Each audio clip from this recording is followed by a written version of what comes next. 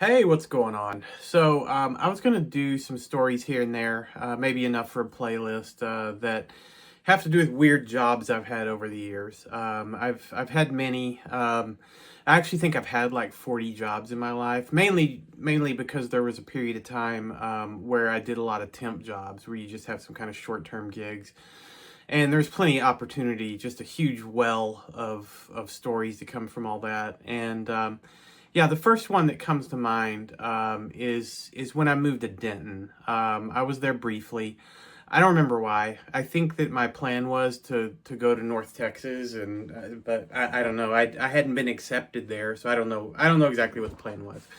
But I went up there. I didn't have a whole bunch of money saved up, but I went ahead and got an apartment, and so the race was on. I needed to find a job quick, so I realized pretty quick that I had moved from Austin, where there were just tech jobs all over the place, and I was barely sniffing the tech industry at that point. But I I saw much less in the Dallas area. Like Austin really had it going on in that area. So I got a call about a job that was at Payless Cashways, and for those of you who don't remember it, that was a chain of stores that existed.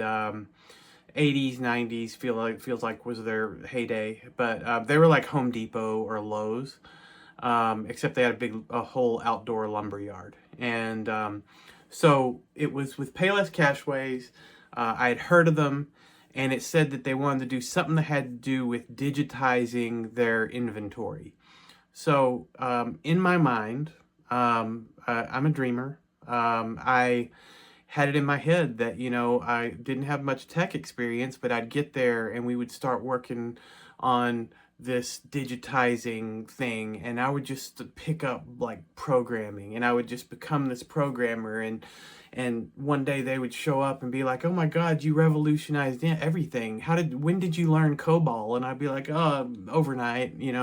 And I would like get promoted, and I'd end up being there 40 years. And all of this just had popped into my head over a stupid temp job.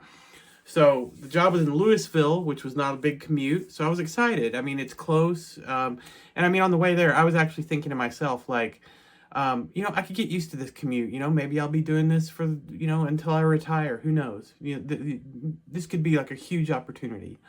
So it was very strange because I showed up to the address, and it was this big industrial park, and it's just warehouse, warehouse, warehouse. And all these big signs were all places I'd heard of. It was all these big, like, Frito-Lay distribution center, and it was just big industrial park. And I get to the address, and it's this huge warehouse, and it's really nice, but the parking lot's completely empty except for one truck that's parked at the very front. And I was like, that's weird. And it was like an old, like, farmer truck, and I wasn't sure I was in the right place. I walk in the front door, and I'm in this kitchen. Immediately, it's like a little break room, and there is this little farmer couple. They're like 70 to 75 years old. It's a little farmer man. He's really skinny, but definitely like farmer strong. Like like an ant. He could lift like 10 times his weight. And he had like leathery skin from working outdoors all his life, and like a baseball cap and a red plaid shirt, and like a country shirt, and a pack of Camels in the front pocket, and Wranglers and work boots. And he just looked like a farmer, like a little skinny 150-pound guy. And next to him was a woman that I was certain was his wife as soon as I saw her. She was a woman of some size. I mean, I would say next to each other, they kind of looked like a number 10. He was so thin. And she looked like she had a shirt that she made at home, and it had like some kittens on it, and it didn't have any sleeves, and she had kind of that country woman fat arm thing going. Had a real sweet face, and I was like, "Hey, I think I'm starting work here today." And she's like, "Oh, hello, come on in. We're just finishing up our coffee. We get here really early. So yeah, I'll show you around. I'm Clara. This is my husband, Sam." And he he's sitting there drinking a cup of coffee, looking at a newspaper down his bifocals, and he just kind of looks up at me and he's like, and that was about all I got out of him. And yeah, so I was in the right place. And yeah, so next she gave me a tour of the warehouse. So we walk in this door, and this warehouse is just as big on the inside as it was on the outside, and it is completely empty. There is like this polished concrete floor that you could eat off of, and there's just a forklift and a telephone on the wall. And other than that, there is nothing in this entire place. And she goes on to explain the job to me and says, Payless Cashways is having some financial difficulties, and they're liquidating some stores, and they're having to sell. And so they're getting all the inventory and bringing it here, and they're going to digitize it. So now they're going to digitize it somewhere else. That's not going to be our job. Our job is to just get an inventory of everything that's there.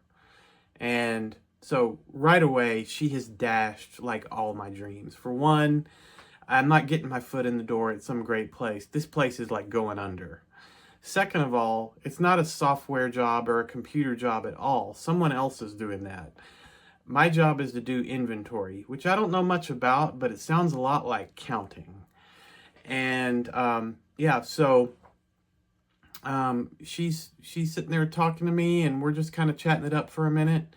And then the husband, Sam, walks out, and he's like, hey, get over here and wipe down that forklift. Make sure it's clean. And I was like, wow, he's not very nice. And he started mumbling something about chit-chatting. And so I'm like, all right. So this forklift is like brand new, and I'm over there like trying to like clean it off with a rag. I'm just kind of wasting time. And then this phone rings, and I mean, it is loud. This phone, I think it's made for like the volume set for there to be a huge factory with like 1,000 people working in there, but no, it's just us. We're 10 feet from it, and this thing's like, and he gets off the phone, and he's like, go home. And I'm like, what? He's like, go home. There's nothing to do today. Truck's not coming till tomorrow. And okay, so I've been there like, I don't know, 45 minutes, commuted like 30 minutes to get there, and I just have to turn around and go home. And I get home, call the temp agency, and I'm like, hey, I know I'm supposed to work 40 hours a week there, but they sent me home after 45 minutes. And so I don't know, I just want to let you know, because I know if I'm not getting paid, they don't get paid, so they want to know that kind of stuff. And this kind of hotshot recruiter guy was like, What did you say that guy's name was? Sam. All right, I'm gonna call him. You can't do that. You know, he needs to find something for you to do. You don't just send somebody home." And from my little bit of dealing with Sam, I didn't think that call was gonna go how that recruiter thought it was. And sure enough, he called me back in what seemed like 11 seconds, and was like, "Yeah, go ahead and just put down that you worked half an hour today." And I was like, "Well, I actually worked 45 minutes, but," and he's like, "Well, he actually told me to mark it as just half an hour because you were chit-chatting with his wife some of the time." I'm like, okay. So, yeah, this is not starting off great. So the next day I go back to work, and I walk in, and first thing I do is I go grab a cup of coffee. So there's a coffee machine there. They're sitting there having a cup of coffee. I reach for a cup. I set it down. I'm about to pour the cup of coffee, and I heard Clara say, "What's he doing?" And I turn around and look, and they're staring at me like, "What are you doing?" And so I look down and realize this has something to do with I'm not allowed to drink their coffee. I'm like, okay. So I put everything back. And yeah, I don't know. So we walk into the warehouse, and now a truck has delivered stuff for us to do inventory of. And the only way I can explain this is if they got 4 bulldozers and brought them into a Home Depot, and every one of them from every side just tried to run over and plow into the merchandise and all meet in the middle. That pile of crap is what was in the middle of that floor. It was everything from refrigerators to lumber to lawnmowers to screwdrivers to levels. I mean, it was just insane. And she tells me that my job is to get a notepad, and there's paper, and I have to be careful to conserve paper and let her know if I run out, and she will go get me more. So apparently they don't trust me to get my own paper. And she said, and here's your pen. This is the only one, so you can't lose this. Now, there are actually several pens there. What she's letting me know is if I lose this 15-cent Bic pen, I have to buy another one myself. So these people are incredibly cheap.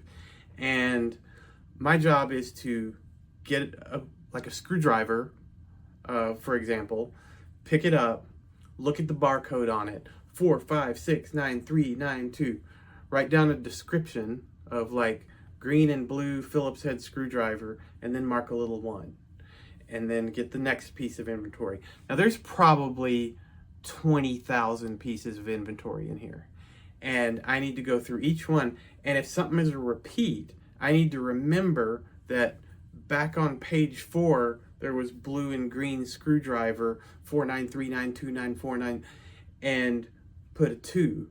But if it's like a flathead screwdriver, it's a different serial number. So I have to like go through, and this ends up being like 50 pages of this inventory that I'm writing down by hand, and it's horrible. So the question is, what do they do there? So Clara just kind of wandered around, and every once in a while, if she saw something out of place, she'd pick it up and throw it back in the pile. Sam's job was to use the forklift to move anything that was too heavy for me to lift.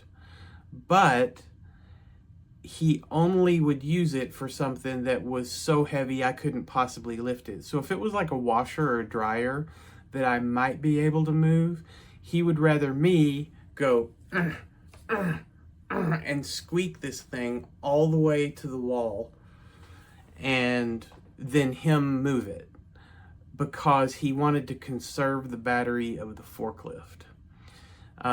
So the cheapness of these people was unbelievable. So I think the worst thing about this job was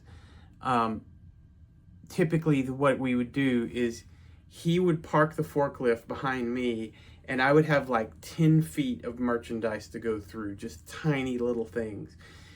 And I had to go through that before he could move the refrigerator that's sitting there. So he would just sit on the forklift and critique everything I was doing. And all they did all day was talk about how bad I sucked. So I would be sitting there writing this stuff down, and then he would be like, and then she'd be like, and so they were from Davenport, Iowa, so that's why they had the Midwestern accent. But yeah, so they just picked apart everything I did all day, and yeah, so it was a terrible job. And as the day would go on, there was no air conditioning in there. There was just these 4 fans. There was one on each wall, and they were way up. They were probably like 60 feet above the ground, and they didn't have any electricity running to them, so they didn't run. Knowing those people, they probably turned off the electricity to them because it would use too much. I have no idea why they were so cheap. This wasn't even their money. This was Payless Cashways money. If everybody like that was at Payless Cashways, they probably would have never gone under because they wouldn't have spent any money. But these fans, they would only move if there was wind. But it was North Texas in the summer, and it was over 100 degrees, and there was like no wind. So they would just move like this, just to taunt you and let you know they could help you, but they won't. And so I'd worked there like 3 weeks, and it was like the most miserable experience of my life. And I was hoping that I could find another job, but I was there all day, so I couldn't look for a job while I was there, and I needed the paycheck. So I fought through it, and then one day the recruiter calls me on a Friday, and he said, "Hey, do you like working there?" And I was like, "No." And he said, "Okay, then you'll be open to this idea. Would you mind looking at another job for us? Because we're not sure we're going to get paid. Payless Cashways hasn't paid your bill, and we've been eating the cost of your paycheck. And we saw today that they're filing for bankruptcy, so they may be just trying to run out the clock until they don't have to pay anybody." And I was like, "Yes, get me out of there." So he just said, go interview for this job, whatever, and hopefully you'll get it, and we'll get you out of there. So I got the job, and it was doing like tech support, and it's actually the tech support job I talked about in another video where there was the guy that set his dad on fire or whatever. If you didn't see that story, then I probably sound like I'm talking crazy right now. But so typically an agency like that, they will, anything that has to do with giving news to the client, they want to do it themselves. They don't want you to do it. But I think because this guy was so scared of Sam, he wanted me to put in my 2 weeks notice with him. So I went in to put in my 2 weeks notice, and I figured it couldn't go that bad. I'd done that a few times, and I mean, and people, sometimes it's a little awkward, but what's the worst that can happen? So I have this very well rehearsed 2 weeks notice speech that I've said out loud to myself in the truck on the way there. Hey Sam, Claire, I just wanted to let you know I have accepted another position. Just so you know, it's nothing against you. It's nothing against Payless Cashways. I typically do like more computer related work, and there was a little misunderstanding when I was coming here. Might be best for you guys too, because I think we all know I've struggled here. I haven't done a great job here either, so it's probably best for everybody.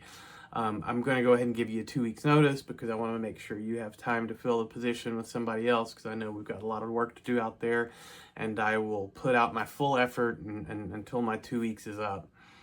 And as I was talking, I saw Sam, and he's looking at me, and he's like going,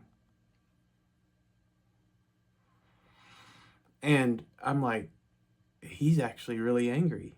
And when I finished, he was like, "You don't want to be here, then just go now."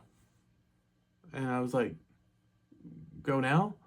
And he goes, "You heard me." And I'm like, and he stood up and he kicked the chair and shoved it, like pushed the chair with his foot. And then, weird enough, Clara stood up too, and she looked just as mad as him.